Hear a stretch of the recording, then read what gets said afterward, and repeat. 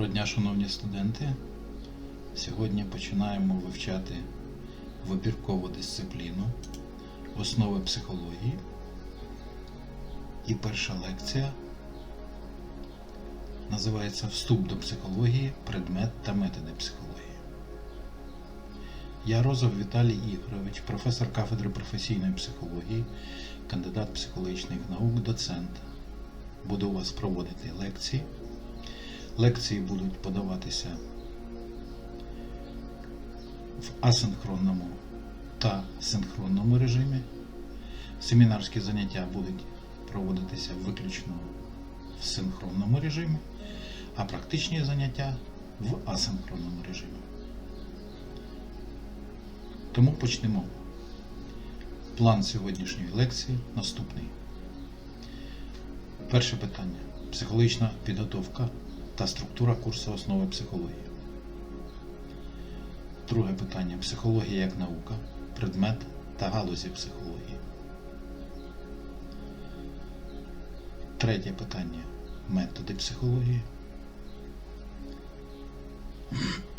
Четверте. Організація психологічного дослідження. І п'яте – це бонус. В якості його буде певний тест. За допомогою цього тесту ви зможете розпізнати, вивчити, проаналізувати, відрефлексувати певні свої психологічні ресурси. Література. Література, яка є на платформі дистанційного навчання, це електронні посібники в електронній формі. Вони так само є в бібліотеці. Перший посібник, автор цього посібника я. Називається посібник «Основи психології для правоохоронців». Ви його можете читати, якщо ви плануєте після навчання йти на роботу в будь-які правоохоронні органи. І другий посібник – це «Основи психології в схемах і таблицях». Так само це мій посібник. Це навчально-научний посібник, який допомагає краще запам'ятовувати інформацію, аналізувати, оскільки він представлений в схемах і таблицях.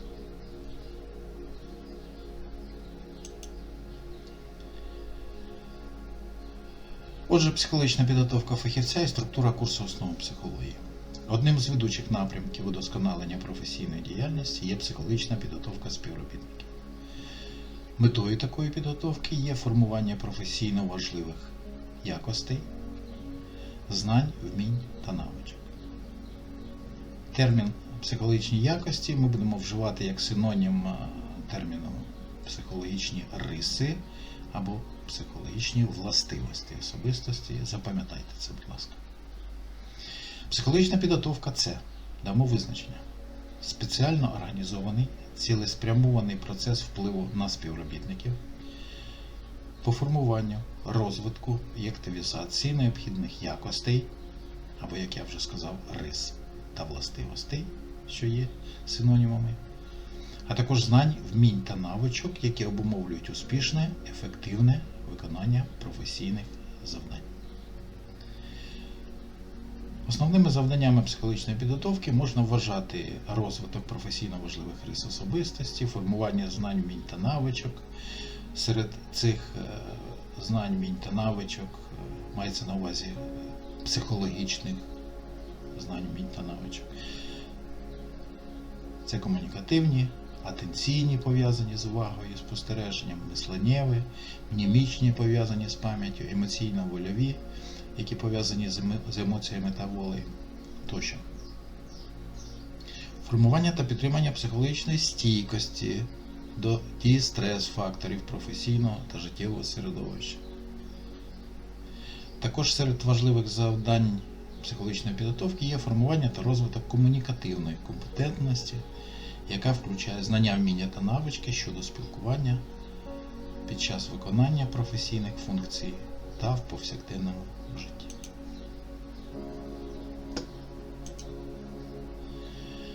Для чого вивчати психологію?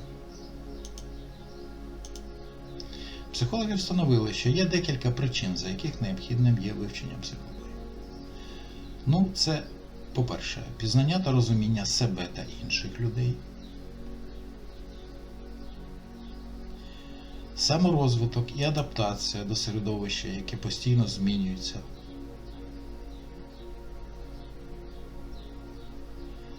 це налагодження ефективних стосунків з колегами по роботі та іншими особами, це формування підтримання здорового соціально-психологічного клімату,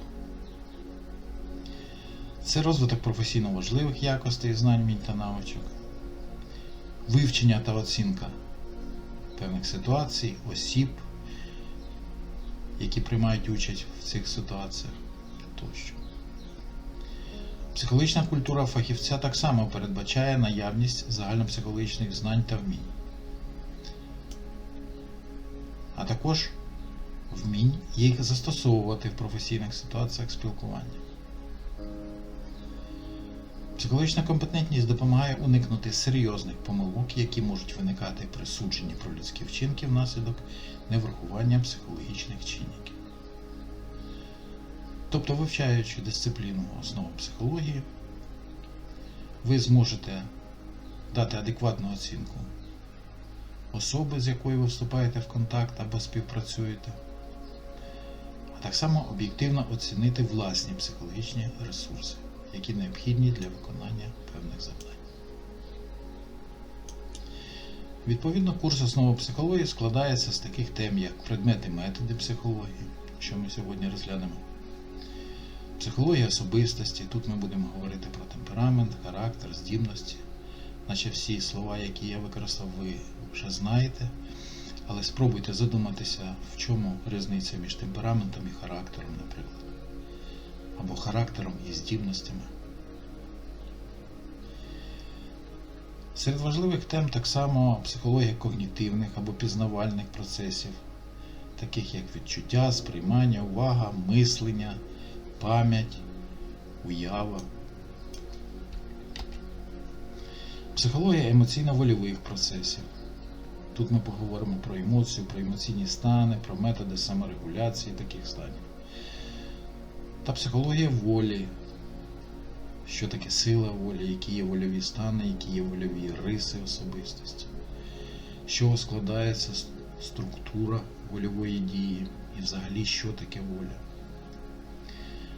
Так само ми будемо розглядати тему психологія спілкування, поговоримо про визначення, структуру спілкування, засоби спілкування і багато чого іншого.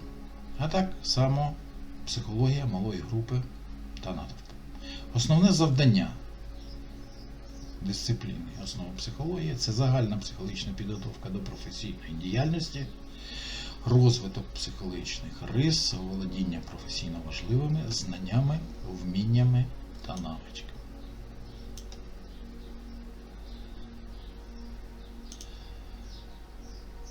Отже, психологія як наука, предмет психології.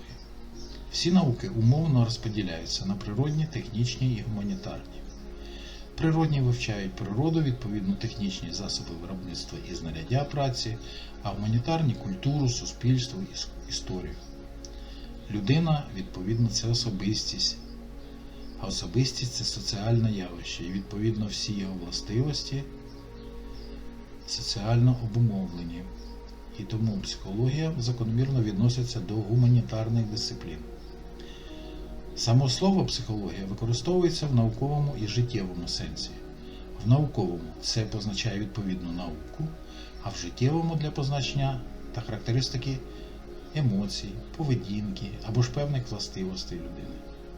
Тому можна з впевненістю сказати, що кожна людина – це психолог, і вона використовує ці знання в процесі власного життя і діяльності.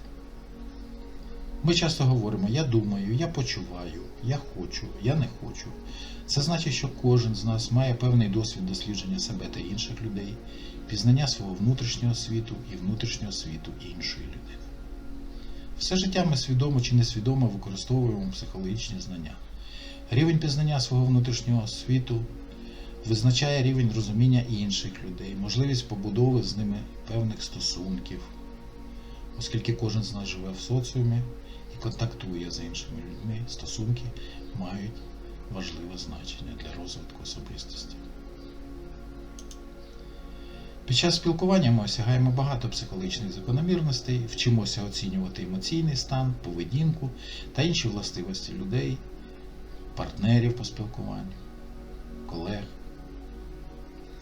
Отже, можна сказати, що кожен з нас – це психолог, тому що в суспільстві важко жити без знань психології. Однак підкреслюю, що життєві психологічні знання є неточними, приблизними, розпливчастими і відрізняються від наукової психології. Зараз на слайді ви бачите ліворуч життєві психологічні знання, а праворуч наукові психологічні знання.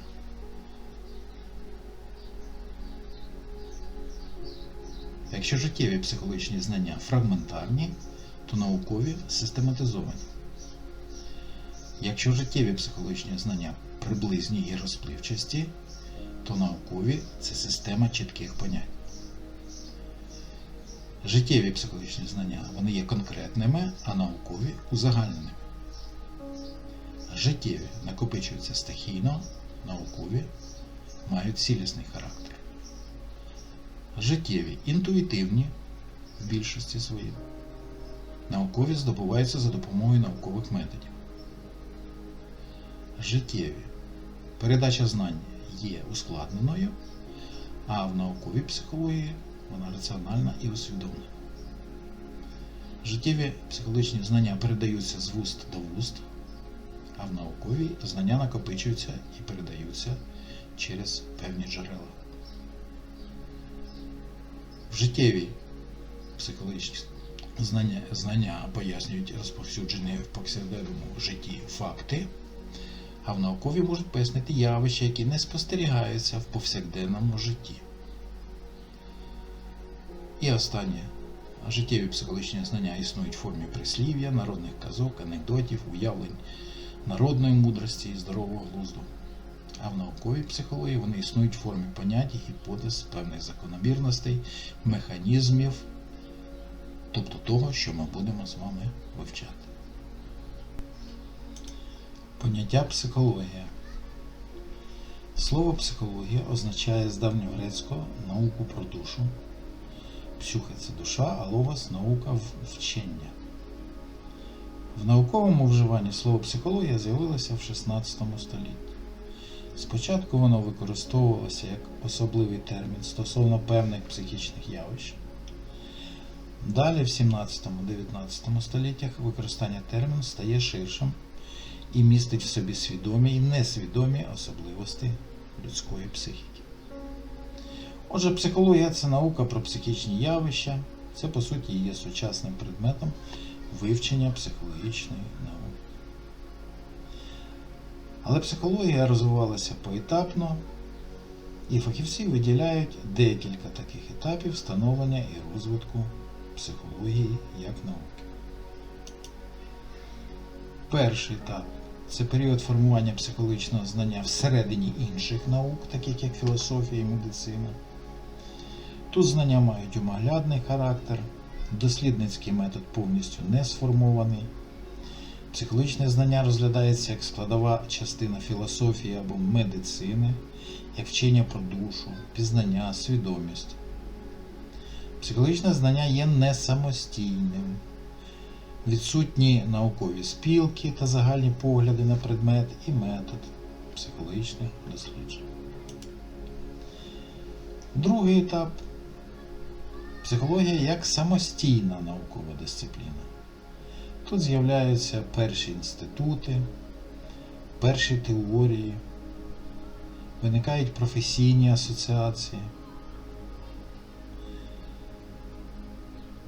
формується загальне уявлення про предмети і методи психології, формуються різноманітні психологічні школи,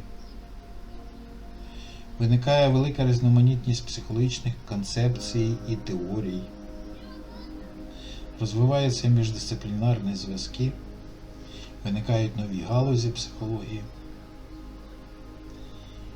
І на кінець третій етап Це основні тенденції розвитку психології на сучасному етапі, тобто на тому етапі, на якому зараз знаходимося ми. Предметом психології виступають уже механізми психіки, факти і закономірності її. Психологія стає більш розгалуженою, посилюються гуманітарні парадигми психології, школи психології отримують подальший розвиток, з'являються нові теоретичні і практичні напрямки, розвивається практична психологія, різноманітні психологічні служби, розширюються галузі використання психологічних знань, ну і психологія отримує широке розгалужування. На сучасному етапі психологія – це наука про психіку, і предметом цієї науки є психічні явища. Існують різні погляди на систему психічних явищ. Ті або інші психічні явища, відповідно до думок різних авторів, відносяться до різних складових. Ну, але щоб зрозуміти предмет психології, доцільно розглянути основні психологічні школи та напрями. Вони відрізняються тим, що вважають за предмет психології. Таких основних напрямів 5. І у кожному напрямі вчені по-різному представляють природу Homo sapiens. Це біхевіоризм, гештальт-психологія, психоаналіз, гуманістична психологія і когнітивна психологія. Біхевіоризм від слова behavior – поведінка. Цей напрям започаткований в Сполучених Штатах Америки під впливом вивчення поведінки тварин. В контексті цих досліджень була знайдена формула SR, тобто Stimul Reaction. Відповідно, реакції – це поведінка людини, яка обумовлюється певними стимулами. І якщо підібрати правильні стимули, то можна досягти навчання людини хорошій поведінці. Наприклад, якщо вам давати $100 за те, що ви кожного дня будете говорити слово «психологія», то відповідно ваша поведінка зміниться і ви будете це робити.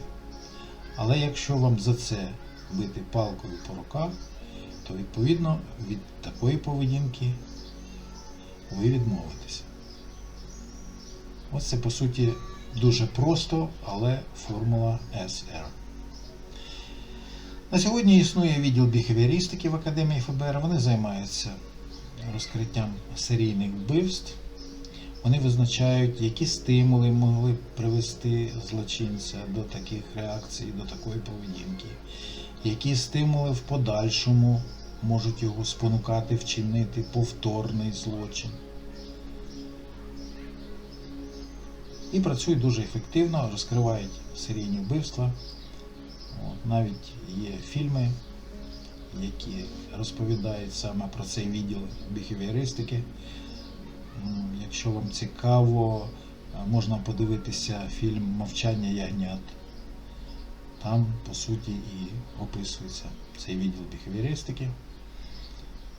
Крім цього, є дуже багато документальних джерел, які свідчать про ефективну роботу саме цього відділу в Академії ФБР. Гештальт-психологія. Вона започаткована в Німеччині. Слово гештальт не існує такого устоявшогося значення, а використовується в перекладі або в значеннях таких як образ, форма, структура, ціле.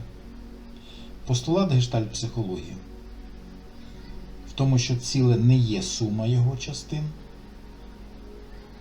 а в цілому важливе саме поєднання цих частин, яким чином вони поєднуються, тобто структура або гештальт. Ну і фундаментальна властивість гештальту – це прагнення до завершеності. Ви, мабуть, чули неодноразово, в мене незавершений гештальт. Так іноді кажуть деякі люди, коли якась дія не є завершеною. Це свідчить про те, що цей напрям так само популярний і є класичним. Одним із 5 основних. Психоаналіз започатковано Зігмундом Фрейдом в Австрії. Він вважав, що тільки 1/7 частина всього, що відбувається, усвідомлюється. Інші 6/7 проявляються у віснах, в сновидіннях, в смутних тривогах, в нав'язливих передчуттях. В рамках психоаналізу був винайден психоаналітичний так званий айсберг, де ця 1/7 частина знаходиться на поверхні, а 6/7 під водою. Психоаналітики вважають, що людиною рухають підсвідомі інстинкти, такі як лібідо і танатос. Для того, щоб людина усвідомлювала більше, ніж 1/7 всього, що з нею відбувається. Як вважають психоаналітики, треба піддати себе психоаналізу. Ну а сама процедура психоаналізу, вона зводиться до того, що клієнт лягає на кушетку, психолог сидить рядом, і клієнт йому розповідає все те, що йому приходить в голову. Такий поток свідомості із підсвідомого. Гуманістична психологія започаткована в Сполучених Штатах Америки Роджерсом і Маслоу. Відповідно до їх уявлень, людина постійно розвивається, змінюється та намагається досягти повної реалізації власних здібностей. Термін самореалізація – це, по суті, термін саме з гуманістичної психології. Творчі потреби виникають після задоволення біологічних. Відповідно до піраміди Маслоу, якщо не задоволені біологічні потреби, то людина не може думати про задоволення вищих потреб, таких як творчі потреби, креативні. Для особистості важливо саморозвиток та свідомий незалежний вибір. І 5-й напрям – це когнітивна психологія. Вона так само започаткована в Сполучених Штатах Америки. В центрі уваги цього напряму пізнавальна діяльність. Когнітивна – це в перекладі пізнавальний. Тобто мислення, уява, сприймання, як ми пригадуємо, як ми думаємо, які думки наші є неадаптивними, які адаптивними, як ми розв'язуємо завдання, як ми формуємо власні уявлення тощо. Ну і слід сказати, що кожен напрям має свій предмет. Для біхевіоризму це поведінка, для гештальт-психології це структура, для психоаналізу це підсвідоме, для гуманістичної психології це потреби особистості та самореалізація, і для когнітивної психології це пізнавальні процеси. Існують напрями сучасні на стику різних напрямів класичних, наприклад, когнітивно-поведінкова психологія або когнітивно-поведінкова психотерапія, яка є дуже актуальною, ефективною, популярною, особливо в психологічній реабілітації осіб, які піддавалися впливу травматичних чинників. Тепер ми можемо розглянути, що фахівці, науковці думають про предмет психології на сьогодні. Ось тут на цьому слайді ви бачите психічні явища, які є предметом психології. Тут є дві схеми. Одна просто відображає явища, а інша трошки розгорнута. От ви бачите, тут психічні явища поділяються на психічні процеси, психічні стани, психічні властивості і психічні утворення. А тут, відповідно, це розподілено по колонкам. Серед психічних процесів виділяються два види – пізнавальні і емоційно-вольові процеси. До пізнавальних відносяться відчуття та сприймання, увага, мислення, пам'ять, уява. До емоційно-вольових емоції та воля. Серед психічних станів, які так само є предметом психології, можна виділити такі, як радість, печаль, тривога, втома, подив, гнів, депресія. Їх дуже багато цих станів, вони не всі, далеко не всі тут відображені. Ви можете навіть зараз пригадати якийсь стан, в якому ви знаходились там тиждень тому, або сьогодні, або вчора, і якого немає тут. Ми ці стани всі в подальшому будемо вивчати, а зараз ви просто зрозумієте, що психічні стани, так само як і психічні процеси, є тим явищем, яке вивчає психологія. Психічні властивості відрізняються від станів і процесів тим, що це стійкі особливості, вони проявляються на протязі тривалого часу, в багатьох ситуаціях, і відповідно серед таких властивостей є спрямованість особистості, темперамент, характер, здібності. До психічних утворень відносяться знання, вміння, навички та звички.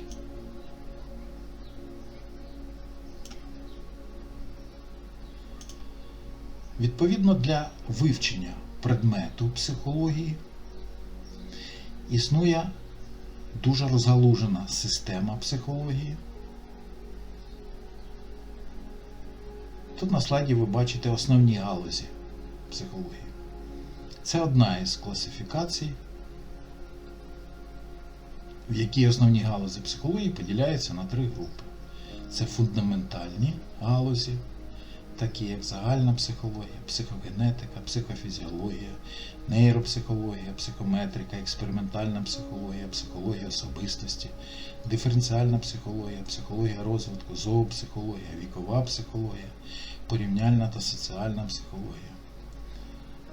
Друга група – це науково-прикладні галузі.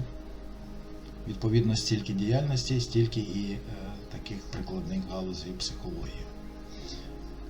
Такі як психологія діяльності, юридична психологія, військова, космічна, авіаційна, спортивна психологія, психологія торгівлі, інженерна психологія, клінічна, педагогічна, психодіагностика, політична, психологія реклами і так далі. І практичні галузі, до них відносять психологічні служби здоров'я, які зараз дуже актуальні і розповсюджені в нашій країні, психологічні служби в системі освіти, психологічні служби в правоохоронних органах, психологічні тренінгові центри, антистресові центри тощо.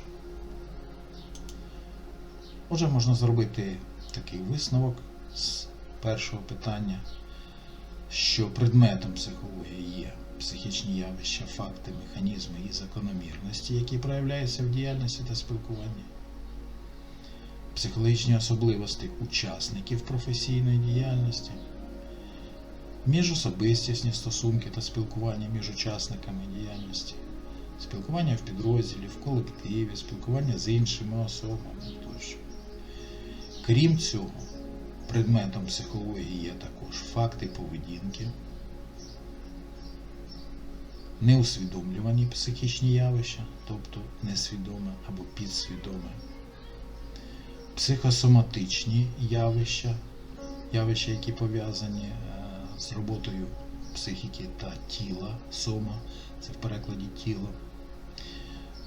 Так само предметом психології є витвори людських рук і розуму, наприклад, намальовані картини або створені комп'ютерні програми, ігри тощо.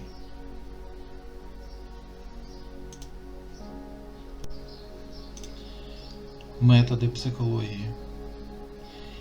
Існує декілька класифікацій методів психології. Тут на слайді ви бачите одну більш таку розгалужену, складну, її так можна назвати, і більш просту класифікацію, яка знаходиться праворуч. Якщо більш складна класифікація, вона виглядає в наступний спосіб. Всі методи психології поділяються на пізнавальні і методи активного впливу. Відповідно до пізнавальних методів психології відносяться організаційні, емпіричні, методи обробки даних та інтерпретаційні. А до методів активного впливу методи консультації, корекції, тренінгу і терапії. То більш проста класифікація, ось ви бачите її тут справа, вона просто дає перелік методів психології, таких як спостереження, бесіда, експеримент, анкета, анкетування, автобіографічний метод, метод тестів, опитування, метод аналізу продуктів діяльності, метод психологічного аналізу документів. Ну і ще і психографологічний метод так само виділяється. Слід сказати, що в психології прийнято поділяти методи на основні та допоміжні. Традиційно основними методами психології є метод експерименту та метод спостереження. Всі інші вважаються допоміжними.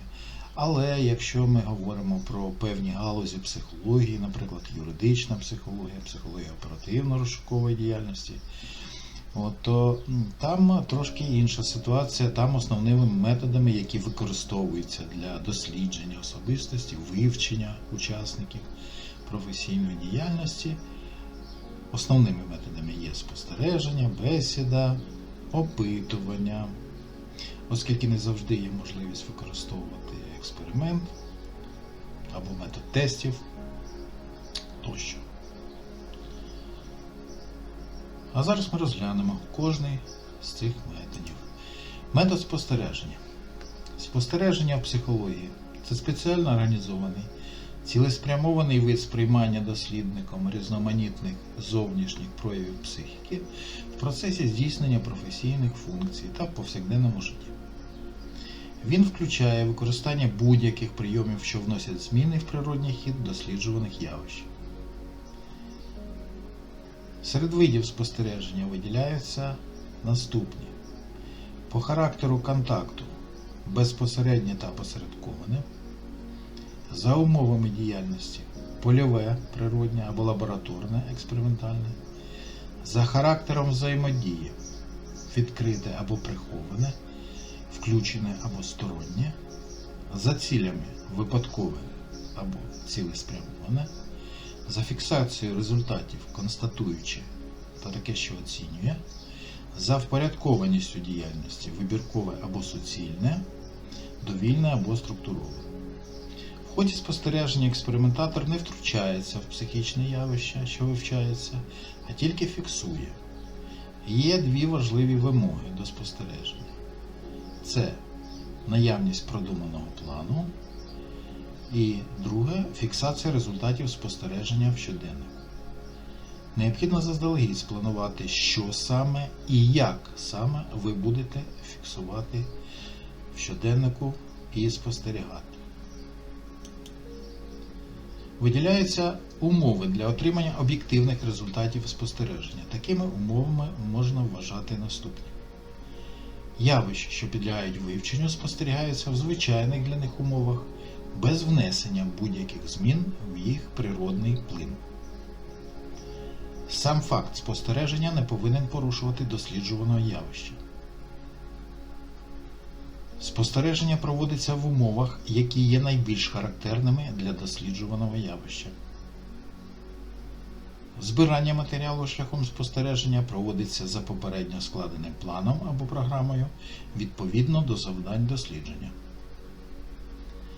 Спостереження проводиться не одноразово, а систематично стосовно тієї самої людини і стосовно того самого явища в багатьох осіб і в різних ситуаціях, найбільш характерних для прояву цього явища. Для фіксації результатів спостереження можуть використовуватися технічні засоби. Що є предметом спостереження, якщо ми говоримо про спостереження за людиною? Це може бути її хода, пози, жести, які ця людина використовує, голосові характеристики, тембр, інтонація, гучність, наявність пауз, Це може бути погляд, як людина дивиться, або міміка, вирази його обличчя, вербальна поведінка, або ж зовнішність, одяг, атрибути тощо. Опитування. Це метод отримання інформації про особистість шляхом постановки питань особам, які володіють інформацією про досліджуване явище або досліджувану особу. Види питань, які можуть бути задані під час опитування. Закриті питання, які передбачають відповідь тільки так або ні, або не знаю. Відкриті питання, які починаються на що, де, коли, чому, як. Ці питання передбачають розгорнуту відповідь. Наступна група питань – це уточнюючі питання. Де, скільки, що там відбувалося, скільки було осіб, які обставини передували. І проєктивні питання, які пов'язані з отриманням проєктивної інформації і проекції на незнайому ситуацію. Наприклад, якщо людині показують фотографію незнайомої людини і питають, який цієї людини темперамент, то людина може дати відповідь на основі власного досвіду. Тобто він може говорити про свій темперамент, давати свої проекції на таку ситуацію, яка для нього є невідомою. Це є проєктивні питання. Опитування передбачає уміння дослідникам слухати,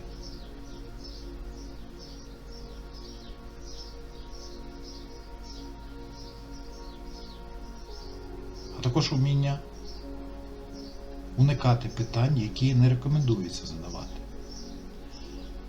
Серед таких питань є підказки, тобто коли дослідник питанням підказує відповідь, або альтернативні питання, які мають подвійну альтернативу, наприклад, він любить читати чи ні, він може якось по-іншому ставитися до читання, а не тільки ці два варіанти. Тому альтернативні питання так само не рекомендується задавати.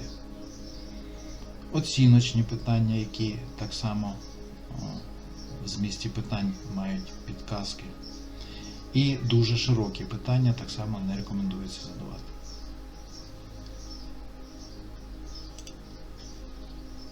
Бесіда. Метод бесіди пов'язаний з умінням вести невимушену розмову з людьми по тих темам, які цікавлять дослідника. Це метод отримання інформації про особистість в процесі безпосереднього спілкування, діалогу, контакту. Матеріал, що при цьому збирається, має мовну та мовленеву форму. Дослідник судить про досліджуване явище по умовних реакціях співрозмовника. Ефективність бесіди залежить від здатності дослідника встановлювати психологічні контакти з співрозмовником, наявності ретельно продуманого плану бесіди, тем, які будуть обговорюватися, від уміння дослідника задавати питання, а також уміння слухати співрозмовника. Бесіда умовно складається з трьох частин. Це вступна частина, основна частина і заключна частина. У вступній частині, як правило, змістом є привітання, привід зустрічі, встановлення психологічного контакту. Про психологічний контакт ми будемо говорити на лекціях, які пов'язані ще зі спілкуванням. В основній частині, як правило, задаються питання у відповідності до основної мети цієї бесіди. Обговорюються теми, так само, які відповідають основній меті. Здійснюється оцінка, діагностика, вплив, якщо метою цієї бесіди є саме ці дії. І в заключній частині робиться підсумок, висловлюється вдячність людини, що приймала участь, наголошується на певних домовленостях тощо. Як я вже сказав, психологічний контакт, він включений в першу частину бесіди, і відповідно без встановлення психологічного контакту ефективність основної частини може бути недостатньо високою. Що таке психологічний контакт?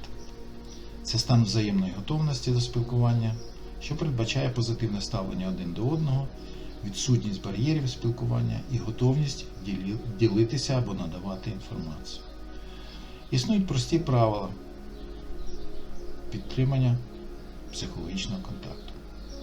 Це прояв щирого інтересу до партнера, так само прояв прихильності та доброзичливості, використання невербальних засобів або сигналів довіри, відсутність невербальних сигналів недовіри, підозрілості.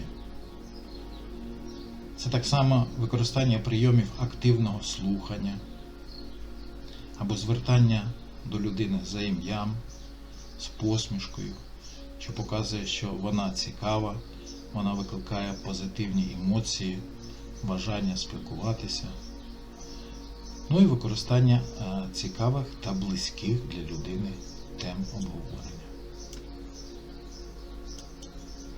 Метод анкетування. Анкетування – це метод психології, в якому засобом для збору інформації є спеціально оформлений список питань, тобто анкета. Виділяють такі види анкетування: за числом респондентів індивідуальне та групове, за повнотою охоплення суцільне або вибіркове, і за типом контактів очне чи заочне. Різновидом анкетного методу є метод інтерв'ю. В ході інтерв'ю людина висловлює свої судження щодо певних явищ, обставин, дій, людей. Інтерв'ю повинно проводитися за чітко визначеною програмою. З його допомогою можна отримати різноманітні відомості щодо особистості та її окремих властивостей.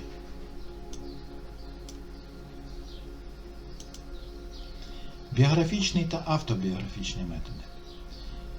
Біографічний метод. Сутність цього методу полягає в збиранні і аналізі матеріалів біографічного характеру.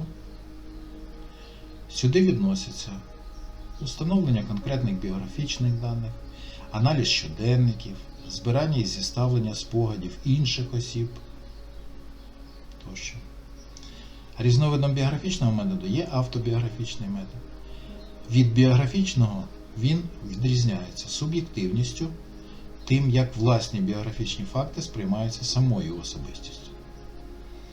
І він полягає у вивченні особистих документів, таких як автобіографії, автобіографічні анкети, розповідь про своє минуле і так далі. Метод експерименту. Цей метод спрямований на вивчення психічних явищ у спеціально створених для цього умовах, і за своєю сутністю він поділяється на декілька видів.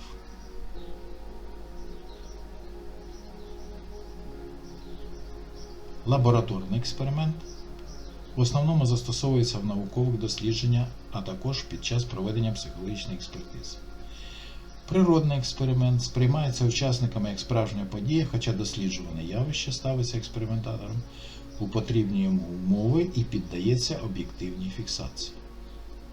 Констатуючий експеримент ставить перед дослідником завдання з виявлення наявного стану сформованості певної властивості досліджуваного чинника, а формуючий експеримент спрямований на вивчення психічних явищ в процесі навчання і професійної підготовки під час формування таких явищ.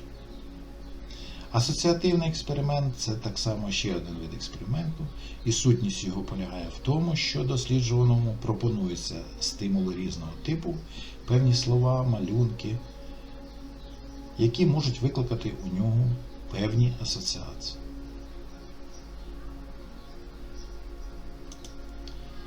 Метод тестів. Тест – це психологічна проба, іспит, вже досить давно використовується для психологічної оцінки особистості. У сучасній психології найбільш поширення отримали тести оцінювання, проєктивні тести і особистісні опитувальники. Тобто це тести дослідження особистості. Вони відносяться до цієї групи. Ну, ось ви бачите тут на картинках приклади проєктивних тестів. Перша картинка є такий проєктивний тест «Людина під дощем», яка вивчає особливості стресового реагування людини на певні стрес-чинники.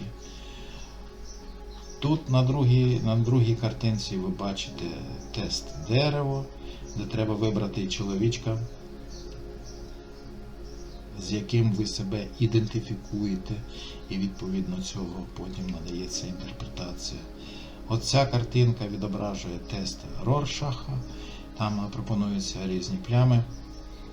І ці плями у людини можуть викликати певні асоціації, про які він скаже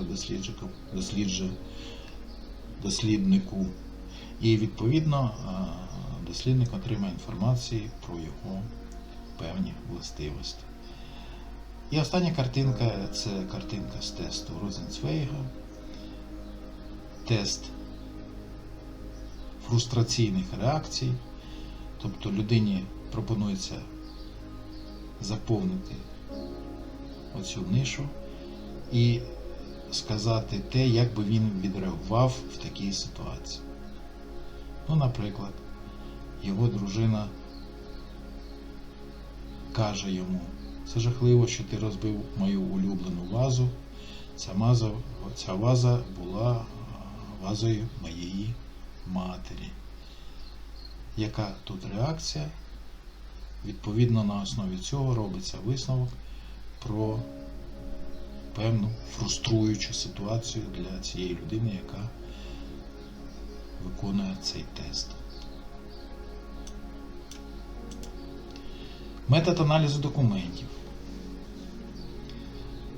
або він ще називається метод узагальнення незалежних характеристик, дозволяє скласти загальне уявлення щодо особистості, її соціального положення, сімейного стану тощо. Документи умовно можна поділити на такі, які підготовлені самим досліджуваним. Це автобіографія, статті, книги, якщо людина пише, листи, повідомлення в форумах, а також підготовлені у відношенні нього атестації, характеристики з місця навчання або роботи, довідки певні і так далі. Документи аналізуються за допомогою змістовного аналізу, контент-аналізу, тобто аналізу змісту самого документу. Ну і якщо цей документ є рукописним, то використовуються так само психографологічні методи. Такі як метод аналізу підпису і метод аналізу почерку. Далі на слайді я вам покажу ці психографологічні особливості підпису та почерку. Ви можете в будь-який час зупинити відео і уважно ознайомитися з цими слайдами.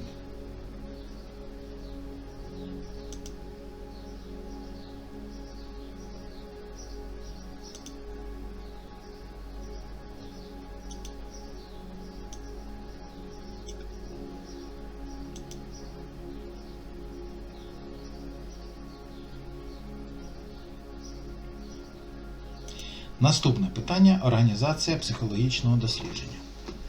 Організація психологічного дослідження включає 4 кроки. Перший крок – це розробка програми вивчення особистості або дослідження. Другий крок – це збір інформації про особистість з використанням певних методів, які ми тільки що з вами вивчили. Третє – це обробка і інтерпретація даних, узагальнення цих даних. Четверте – діагностичні висновки і прийняття рішення. Відповідно, складається характеристика, в якій відображується психологічний портрет особистості або психологічний профіль особистості,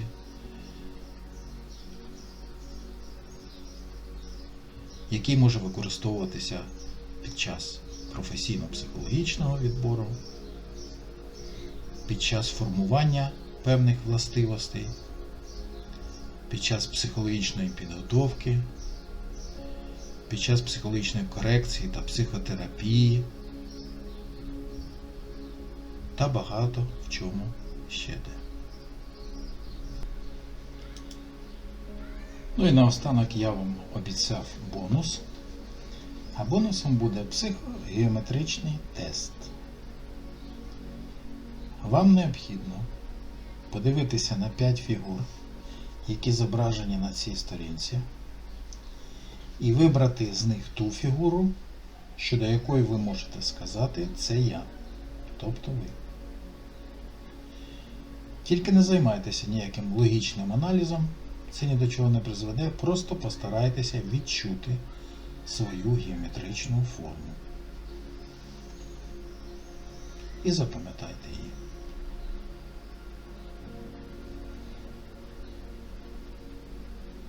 Вибрали? Тепер інтерпретація. Якщо ви вибрали квадрат, ваш зовнішній вигляд консервативний, ви є коротко підстриженим, чисто поголеним, якщо ви чоловік, стриманим, суворим, не яскравим, охайним і сухорлявим. Робоче місце. Кожна річ лежить на своєму місці і має казенний вигляд. Мова логічна, послідовна, ясна, ґрунтовна, повільна, монотонна, суха, високий голос, мовні штампи, точна професійна термінологія. Мова тіла. Скута напружена поза, скутість, розраховані рухи, точні скупі жести, повільна солідна хода, безпристрасне обличчя, нервовий сміх, потіння. І поведінка. Організованість, пунктуальність, суворе дотримання правил, планування, аналітичність, уважність до деталей, орієнтація на факти, цифри, пристрасть до письмової мови, акуратність. Якщо ви вибрали трикутник, зовнішній вигляд модний, елегантний, строгий, дорогі речі, доглянутий. Робоче місце. Символи статусу і успіху, порядок. Мова логічна, чітка, коротка, орієнтована на сутність проблеми, впевнена, владна, емоційна, швидка, чітка, невисокий гучний голос, жаргон, іноді лайливі вирази. Мова тіла. Ненапружена поза, плавні, впевнені рухи, широкі виразні жести, впевнена енергійна хода, непроникнена маска, стиснуті губи, пронизливий погляд, владне рукостискання. Поведінка. Лідер, прагнення до влади, честолюбство, установка на перемогу, прагматизм, здатність концентруватися на меті, впевненість, рішучість, імпульсивність, схильність до ризику. Якщо ви вибрали прямокутник, то зовнішній вигляд мінливий, навіжений, тобто ви схильні до крайнощів, недбалий, не в тон ситуації. Робоче місце безлад, еклектика. Мова невпевнена, неясна, плутана, емоційна, аритмічна, паузи нерішучості, скоромовки, коливання гучності і висоти тону, високий тембр, голос іноді зривається, використовуєте слова-паразити і задаєте багато питань. Мова тіла. Незграбний, різкі уривчасті рухи, нервові рухи, невпевнені, незакінчені жести, невпевнена хода, що змінюється, погляд, що бігає, хіхікання, швидко червоніє. Поведінка. Мінливість, непослідовність, невизначеність, збудженість, допитливість, позитивна установка до всього нового, сміливість до безрозсудства, низька самооцінка, невпевненість в собі, пунктуальність, борсукова психологія. Коло. Зовнішній вигляд.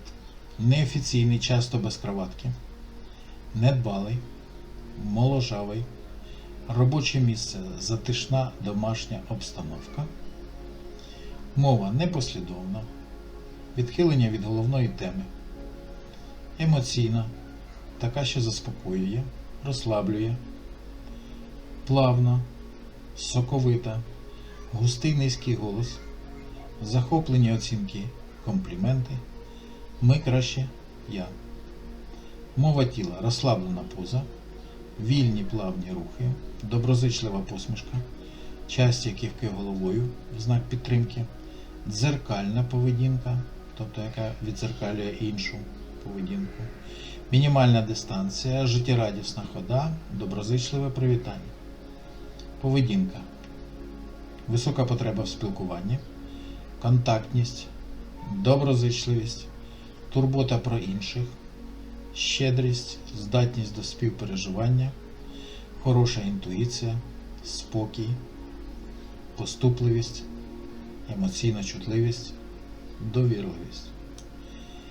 І на кінець, якщо ви вибрали зигзаг, зовнішній вигляд розхристаний, неохайний, демонстративний, іноді супермодний, робоче місце безлад, занедбаність або театрально-демонстративне оформлення, мова непослідовна, асоціативна, яскрава, образна, емоційна, запальна, швидка, багаті голосові варіації, захоплені оцінки, багата лексика, жаргон, гострий гумор, мова тіла, ненапружені, швидкомірливі пози, швидкі плавні рухи, жвава жестикуляція, стрімка хода, жива міміка, всевидюче око, манірність. Поведінка, жага змін, креативність, прагнення до знань, чудова інтуїція, одержимість своїми ідеями, мрійливість, спрямованість у майбутнє, позитивна установка до всього нового, філософія бунтаря, захопленість, ентузіазм, безпосередність, непрактичність. Домашнє завдання. Вам необхідно вибрати будь-яке одне питання лекції та створити майнд-карту. В інтернеті подивитися, що таке майнд-карта. Або ж інфографіку, чи узагальнену таблицю, або коротку презентацію, дозволяється будь-який формат на ваш вибір. Якщо такої можливості немає, зробіть це в зошиті та сфотографуйте. Завантажте виконане завдання на платформу дистанційного навчання, про неї буде окремо повідомлено, до того терміну, який буде вказано в групі. Завдання, які виконані з запізненням, втрачають 1 бал. Часу для виконання завдання буде достатньо. Крім цього, вам необхідно підготуватися до семінару, який у відповідності з положенням про дистанційне навчання проводиться в синхронному режимі. Посилання на семінар буде надано в групу. На цьому все. Бажаю вам успіху. Дякую за увагу. На все добре.